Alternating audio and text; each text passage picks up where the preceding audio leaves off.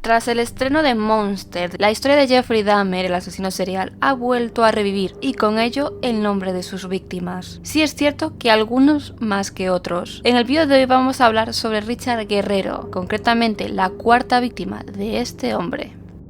Bienvenidos, soy Diseccionando Mentes del Mal. Antes de seguir, recordar que este canal y cualquiera de sus vídeos no intentan justificar ni glorificar a Jeffrey Dahmer ni sus actos. Simplemente buscamos informar a través de la recopilación de diversas fuentes. Toda la biografía empleada para hacer este vídeo te la dejamos en la descripción del mismo y te aconsejamos ver los vídeos anteriores que hemos realizado sobre Jeffrey Dahmer para poneros en contexto y conocer la mente de este asesino en serie.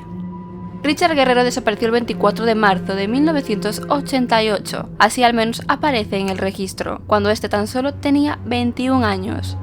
La edad de este chico varía según la fuente, algunas de ellas nos mencionan desde 21 y otras hasta 27 años, pero según las declaraciones de la hermana del joven seguramente sí sería correcto, 21 años. Citando textualmente, tenía solo 21 años, tengo un hijo que ahora tiene 21 años, no puedo ni imaginar por lo que pasó mi madre, ese era su hijo, ese era su bebé. La familia de este joven era de ascendencia mexicana y tenía dos hermanos. Su hermana, desde el momento que supo su desaparición, ya sospechaba que algo muy grave le había ocurrido a su hermano, pues no era habitual que éste se fuera sin avisar a nadie. Citando textualmente una vez más, si él quisiera que fuera así, al menos hubiera llamado a mi mamá y le hubiera dicho que todo estaba bien en lugar de dejarnos en la oscuridad así, con mi madre rezando a Dios todos los días para que el buen señor enviara a su hijo de vuelta a casa. A esta mujer la conocimos tras la detención de Dahmer, concretamente en el juicio, donde ésta no dudó en encararse al asesino de su hermano y dedicarle unas palabras. Jeffrey, tú eres el diablo, el puro diablo que estaba suelto en nuestras calles. Volviendo a la noche donde Guerrero desapareció, según los informes policiales, Guerrero, que vivía en Madison, había salido en dirección a casa de unos amigos a una hora de distancia, en Milwaukee, pero este nunca llegaría ni habría vuelto a la suya, por lo que se sospecha que pudo conocer a Jeffrey Dahmer en algún momento de la noche, probablemente en algún bar. Se cree que Dahmer usó con él una estrategia que ya había usado con anterioridad y seguiría usando de manera reiterada. Le ofreció $50 por fotografías desnudo. Seguramente Jeffrey Dahmer pensó, ¿para qué cambiar de estrategia si me está funcionando? Por desgracia, este joven al parecer aceptó dicha invitación. Por aquel entonces Jeffrey Dahmer se encontraba conviviendo con su abuela, Catherine. Según las declaraciones de Dahmer, ambos fueron al sótano de la casa donde lo drogó con pastillas para dormir y lo estranguló con un cinturón, para posteriormente mantener relaciones con el cuerpo del joven y desmembrarlo, dado que así le era más fácil disolver los restos en ácido.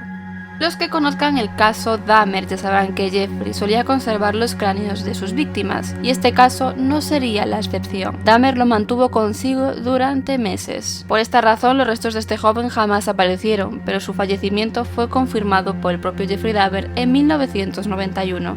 Otro acto macabro llevado a cabo por Jeffrey Dahmer fue sin duda el canibalismo, comiendo partes de sus víctimas para que éstas, según él, permanecieran más tiempo a su lado. Jeffrey Dahmer también declaró que los asesinatos no estaban relacionados con el racismo, simplemente era un admirador de la belleza y tenía fijación con determinados rasgos físicos masculinos. Tras el juicio de Dahmer, todas las familias de las víctimas mostraron su alegría tras el veredicto. Jeffrey Dahmer no era un enfermo mental y cumpliría ni más ni menos que 15 cadenas perpetuas. Posteriormente se supo que el padre de Richard Guerrero invirtió sus ahorros en contratar a un investigador privado para saber el paradero de su pequeño, pero este terminaría por estafarlos, dado que no se tomaba en serio el caso y terminaron por desaparecer.